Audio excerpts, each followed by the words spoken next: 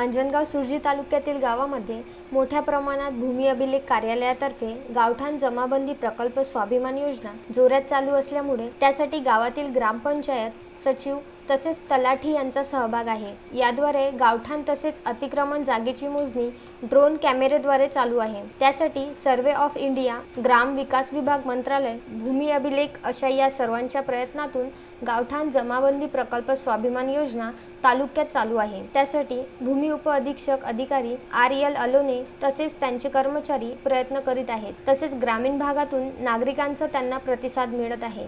या ड्रोन कॅमेऱ्याद्वारे ग्रामीण भागातील गावठाण मोजणी झाल्यानंतर नागरिकांना PR कार्डही भूमी अभिलेख कार्यालयातून मिळणार आहे, असे उप अधीक्षक भूमी अभिलेख अधिकारी RS अलोने यांनी सांगितले।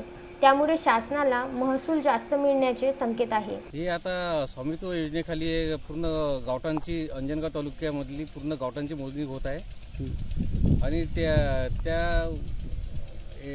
संदर्भामध्ये ते पूर्ण गावठाणची मोजणी सुरू आहे। सर्व गावठाणामधील जे मूळ गावठाण आहे त्या गावठाणमधील नागरिकांना आजपर्यंत ग्रामपंचायत मार्फत असेसमेंट दिले जात होते। ते आमच्या आता कार्यालयामार्फत भूमी अभिलेख कार्यालयामार्फत प्रॉपर्टी कार्ड तयार होणार।